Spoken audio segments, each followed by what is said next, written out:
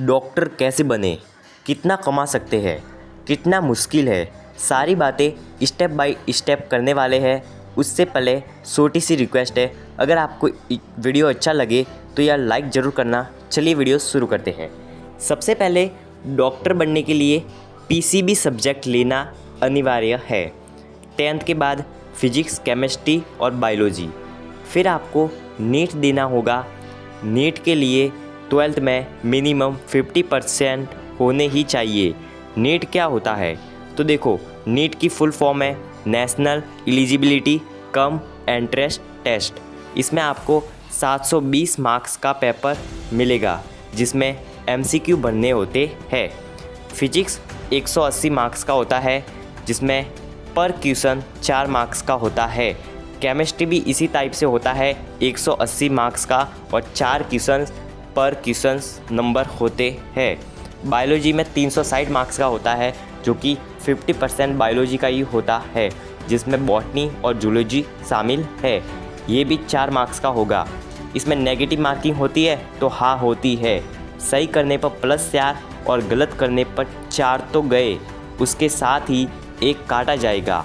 अगर क्वेश्चन को छोड़ दे तो -1 नहीं होगा। इसमें आपको ऑल इंडिया रैंक मिलता है।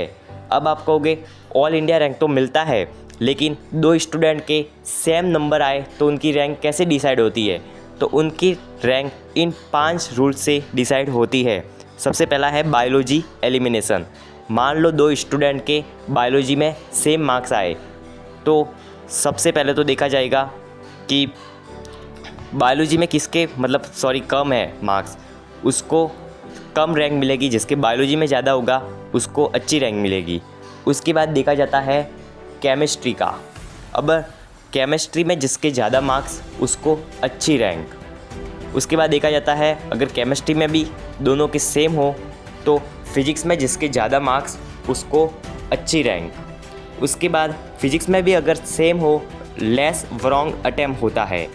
इसमें क्या होता है तो देखो, अगर मान लो 2 स्टूडेंट है, एक ने 15 क्वेश्चंस रॉन्ग कर लिए और एक ने 20 क्वेश्चंस रॉन्ग कर लिए, तो जिसने 20 क्वेश्चंस रॉन्ग किए उसको कम रैंक मिलेगी, जिसने 15 क्वेश्चंस रॉन्ग किए उसको उच्च रैंक मिलेगी। इसके बाद देखा जाता है अगर ये भी सेम है तो एज एलिमिनेशन। इसमें क्या होता है तो जिसकी एज ज़्यादा होती है उसको अच्छी रैंक दी जाती है। अब ऑल इंडिया रैंक के बेसिस पर आपको मेडिकल कॉलेज मिलता है। अगर आपका गवर्नमेंट कॉलेज में जाना चाहते हो तो मिनिमम आपको 550 मार्क्स लाने ही होंगे। इससे ज़्यादा है तो बहुत अच्छा है, लाने ही होंगे। यह कट ऑफ के कारण ऊपर नीचे हो सकता है। हर साल अगर एम्स में जाना चाहते हो तो 650 प्लस लाना होगा। अगर टॉप एमएस में जाना चाहते हो, जैसे दिल्ली में जाना चाहते हो, तो आपको अंडर 50 रैंक लाना होगा, जो 700 मार्क्स भी पॉसिबल नहीं कर सकते। इसमें आपको 415 या 420 समथिंग पूरा पेपर एकदम करेक्ट करना होता है। एम्स में अगर आप जाते हो तो वहाँ पे 1 ईयर की फ़ीस होती है 2 से 3 हज़ार। इतने का तो भाई सामान ही हो जाता है, रहने का वगैरह खर्च। गवर्नमेंट कॉलेज में जाते हो तो 1 ईयर की फ़ीस होती है 20 से 50 हज़ार। प्राइवेट में जाते हो तो ज़्यादा होती है, 1 साल की होती है 10 से 25 लाख, यानी कि 5.5 साल का करते हो तो करोड़ों तक पहुंच सकता है। अब बात करें एमबीबीएस की, तो एमबीबीएस फुल फॉर्म होती है bachelor of medicine and bachelor of surgery. ये टोटल 5.5 ईयर्स का होता है जिसमें 4.5 years study and 1 year internship. बात करें पढ़ाई की तो ईजी तो नहीं है, लेकिन डेली 6 से 8 घंटे पढ़ लो तो मैनेजेबल है। इस टाइम पर शौक मौज सिर्फ 10% होता है, बाकी 90% क्लासेस प्लस सेल्फ स्टडी के लिए देने पड़ते हैं। इसके बाद आप डॉक्टर बन जाते हो। फिर आपकी अर्निंग स्टार्टिंग में गवर्नमेंट में 50 से 90 हज़ार के बीच होती है, जबकि प्राइवेट में 30 से 70 हज़ार होती है। तो इसके बाद आप चाहो तो एमडी या एमएस कर सकते हो। एमडी डॉक्टर ऑफ मेडिसिन और एमएस मास्टर ऑफ सर्जरी।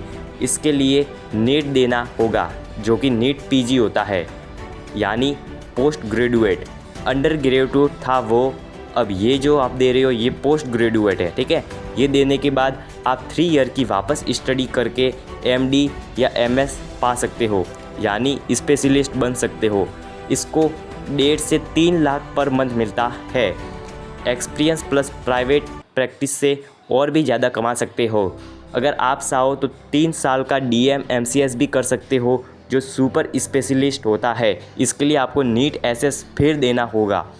अब बात करें किनको करना चाहिए, तो देखो, अगर आप ज़्यादा इंटेलिजेंट हो, आपको गोल्ड डॉक्टर बनना ही है तो कर सकते हो। अगर आप इंटेलिजेंट नहीं हो, पढ़ाई का इतना बोझ आप नहीं उठा सकते हो, तो मत करो, क्योंकि आप गवर्नमेंट कॉलेज मिलेगा नहीं, प्राइवेट में करोड़ों रुपए खर्च होने चाहिए, इसलिए होगा नहीं।